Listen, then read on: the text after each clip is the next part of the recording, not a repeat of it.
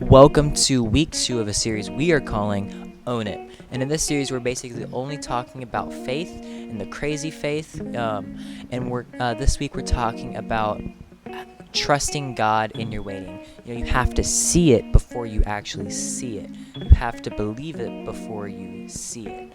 And so I think that's something really cool about faith, and I think we'll touch on more later on in this video. And we'll give you some more announcements coming up shortly. One of the announcements that we have is, I know that's one thing that's coming up shortly, is we have Winter Devos coming up.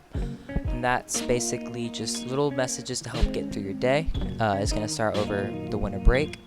And then we define that. We have a social media. You can find us on an Instagram at FCCS_MSBS. This week we're talking about faith. For the next 3 weeks or 2 weeks after this, we are going to be talking about faith. This week we're going to talk about trusting God in your waiting. We're talking about trusting God in your waiting. A few things I wanted to go over. We're doing something during winter break. I'm going to be on Instagram. It's called Winter Devos. It'll just be short little videos to watch, to kind of help you get through your day. And you can find us on Instagram, at FCCS_MSBS, because that's cool. So we're continuing the series we're doing called Own It, and we're basically talking about faith and stuff like that. And so I wanted to talk about trust, and then I wanted to title this POV, so like point of view, because it's kind of like your I had a voice crack. It's kind of like your point of view, where you're viewing God is kind of gonna go into how you're waiting with God. And I'm just gonna go straight into it. And my first point is gonna be perspective. Now you see, your perspective should be on Christ in your waiting. If it's on something else, if you're focusing on someone else other than Christ, your waiting is gonna seem so much harder. Because when you have a relationship with Christ, it's almost like you can easily trust them, right? When you're friends with someone, like best friends with someone, you trust your best friend, right? Yeah. So whenever you become friends with Christ, whenever you get to know Christ, that trust becomes so much easier. It becomes, like he's your best friend. I don't know the best way to put it. So our first point is perspective. And so when your perspective is on Christ, you no longer worry about trusting his timing because you now have a relationship with him. So I was thinking about perspective. Like earlier, actually, on Sunday, I was walking with God. I was for about a good hour, and I got my first 2 points through that, and that was my only points. I was thinking about perspective. Like earlier, actually, on Sunday, I was walking with God. I was for about a good hour, and I got my first 2 points through that, and that was my only points, but it's fine. But I kept hearing perspective. Your perspective needs to be on God. And so there's a story in the Bible that talks about perspective a lot. And so it's the story of how Jesus walks on the water. Now, a little backstory on this story. That's a lot of story. What happens is basically the disciples get on this boat while Jesus is going and praying, right? And so what happens is as they're on this boat, a huge storm occurs. There's waves everywhere. And if you know anything about storms on the ocean, it's usually pretty crazy. Like there's this video I saw on TikTok where these like military boat was in a storm and it went down, and all you see is just ocean water just above them. And like how we see military boats just super large or tall, whatever. It looked like a giant like wall of water. It was giant. And so that kind of think that and a small little brown boat for fishing. That's probably from like here to the podium. It's not that big. And so it maybe has like another story for you to go under there to carry stuff, but that's pretty much it. And so you can expect the disciples when they're in this storm to be horrified that they're going to die. And so all of a sudden, I don't know why Jesus did this, but he was wearing an all-white robe walking on water. So he's walking on water in an all-white robe, and the disciples think he's a ghost because you can't walk on water. Like there is literally no way you could walk on water. And so he's God, yeah. But what's crazy is the disciples thought he was a ghost. And so we look at Matthew chapter 14. We're going to look at verses 27 through 31 real quick. And so it says this. It says, immediately after the disciples said this, Jesus spoke to them and said, have courage. It is I. Don't be afraid. Lord, if it's with you, Peter answered. So this was Peter that said to walk on water. Command me to come on the water with you. And Jesus said, come. And so climbing out of the boat with the waves crashing up against the boat, he steps out on the water. And what's crazy about this is his perspective was on Christ. So as he was focusing on Christ, he was able to step out on faith and walk on the water. But immediately after he took his eyes off of Christ, he started to sink. And this is the craziest part about this, right? As he sinks, Jesus comes in and reaches out for him. As he's going under the water, he's being reached out. And Jesus is pulling him up.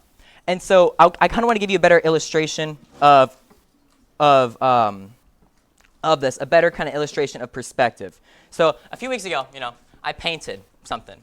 And, I cannot paint. I'm not this artistic person. I can't paint. So I did my best. I did my best to have some sort of scenery where it's light up top and it's dark on the bottom. So, we have this little painting. It's really bad. I can't paint. It's really bad. But I want you to look at this, right? So your perspective, all right? This painting is what you can see. Now, if you have your perspective on the darkness and all the gloominess of everything, you're not going to be able to see the blessing. You need to see the blessing before you actually see the blessing. You need to see what you're waiting on God for before you actually see it. It's called crazy faith. You have to have faith that it will happen, even if you can't see it. It will happen. You have to trust God that it will happen. So instead of focusing on all the gloominess of this and focusing on all the darkness and misery of this, you can focus on the brightness and you can focus on the blessing instead of focusing on something else.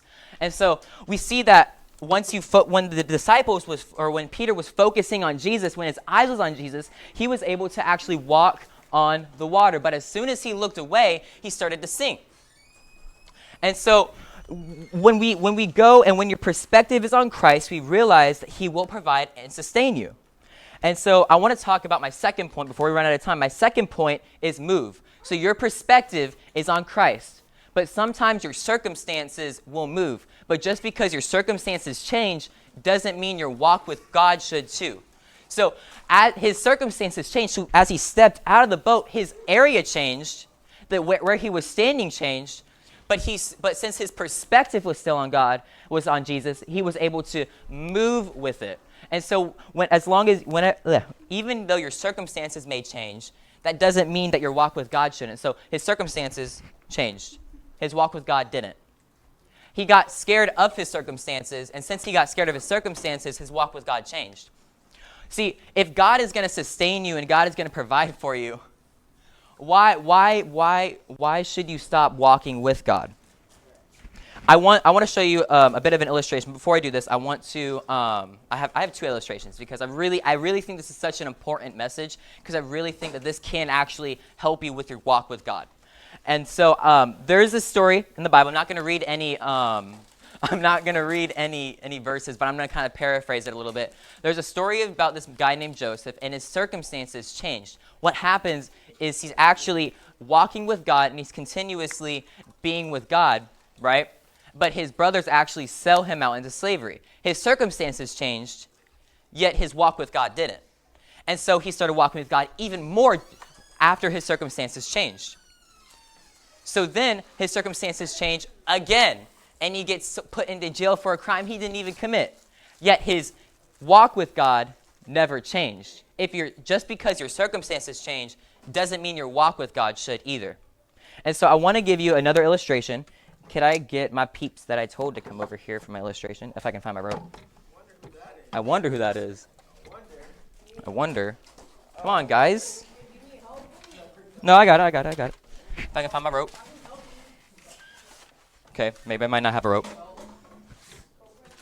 Okay, cool. Well, I don't have a rope. All right, come here. Come over here. Okay. So I want you to come here. Yeah, I want you. Okay. I want you to stand here. All right, stand right here. Face me. Turn around. All right. I want you to imagine you're holding a rope. Imagine holding a rope. All right. Now, what's happening is I'm on the end of this rope. Now, Colby, I want you to come over here. All right. So we're going to say that Tavarion here, he is Jesus. So his perspective, my perspective is on Jesus. So I'm going to hold on to this rope. right? And so I'm going to try and walk with Jesus, and I'm going to get closer. So as I get closer, he's going to hold the rope, and I'm going to get closer to him. But if I take my perspective off of Jesus and I let earthly things get in my way, and they pull me away from Jesus, you got to actually hold on to me, bud. There you go. I start to get further away from God. But if I say, you know what, I don't want to be chained to these earthly things, so I say, all right, I want to actually, instead of being chained to this kind of stuff, I want to walk with God, so I can get rid of this man. I don't want you. And so I can continuously start walking with God and get closer and closer and closer to him. I'm not going to get too close. But I can still walk. I'm going to walk with God because I'm getting rid of these other things. I'm getting rid of the distractions, and I'm going to make sure my perspective is staying on God instead of staying on the earthly things. Because if you try to hold your perspective on the earthly things and on God, you're being pulled two ways. Ooh, I don't want you taking a picture of me. We're going to be pulled two ways. You can be pulled towards God, but then you're also being pulled towards the world. And what you want to do is you don't want to move with the world. You want to move with God, and you want to have both hands on the rope, and you want to continuously pull. You want to go closer to God, not closer to the world. Because what's crazy is the world may seem like it's going to last forever. It may seem like it's going to be forever. It's going to seem like it's going to be for eternity. But in reality, everything that's in this world will pass away. But everything that's with God, if you could just continue to hold on and trust God and build that relationship with him, get into the word, worship with him, worship him, pray to him, you get close to him that you don't even want the earthly things anymore. All right, you guys have a seat. Yes, thank you, bud. All right.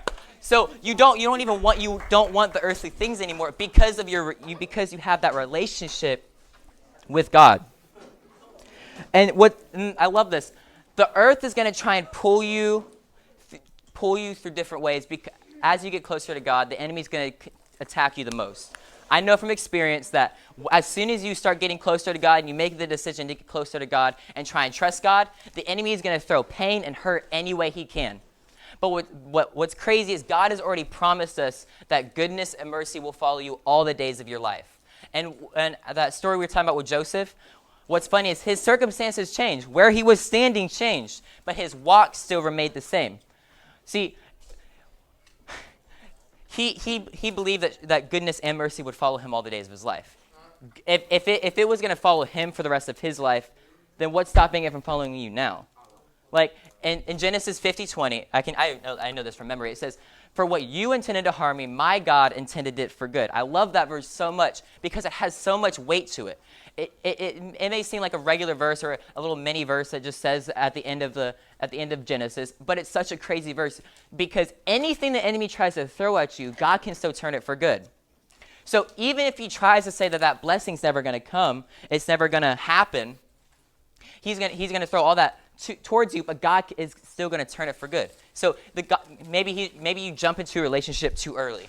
And maybe you're like, you know what, I've waited too long. I've waited enough. I'm going to go jump into this relationship. And then it turns out that person started cheating on you and it was toxic. Now, so all right, come back. So it ended up being toxic. And so you get, and the enemy throws you down, you get hit. But God says, you know what, I'm going to pull you out. And God will pick you up in your circumstance. He's going to pick you up wherever you are because he loves you. And he literally died on the cross for your sin. He died on the cross. Like, literally, the cross is the most painfulest, the worst kind of method you could have ever had back in Roman times, right? It is top-notch torture. And yet he still died on the cross. He still died for you. He didn't have to, but yet he chose to because of how much love he has for you. And so I want to pray and I want to wrap this up, but I want to recap the two things we were talking about. All right, the first thing we talked about was perspective, right? When your perspective is on Christ, you no longer worry about trusting his timing because you have a relationship with him. The second thing we said was move, right? Your circumstances may change, but your walk with God shouldn't. And so maybe today you want to walk with God. Maybe today you want to start getting that relationship with God. I want you to just bow your heads, close your eyes right now. And I want you, if you want to get close to God right now, I just want you to pray this prayer as I say it out loud. Dear God, I thank you for this day. And Lord, I believe that I'm a sinner. God, I believe that you died on the cross for my sins and you took the worst punishment possible. Lord, I believe that you love me, and I want to have a relationship with you today. Oh, Lord, please come into my heart. And for the people that are already walking with God, Lord, I pray that you just give them faith. Give them faith to follow you and allow them to have a relationship with you. Help them to have the urge to have a relationship with you. Lord, I thank you for all you've done and all that you will be doing. In your name we pray. Amen. All right. Make sure all the trash is cleaned up. Don't forget stuff that's happening during winter break, and you guys can go. Well, that was such a great message, and I really hope you enjoyed that message.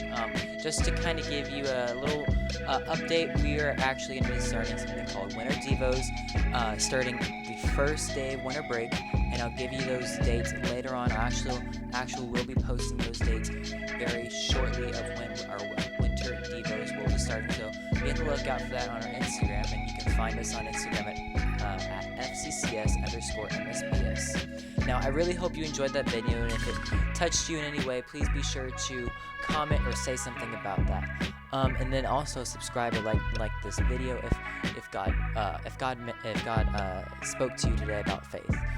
If you don't want to miss out on any other videos, you can go ahead and subscribe, just like I said. But again, I hope you have a great week, and we cannot wait to see you all again.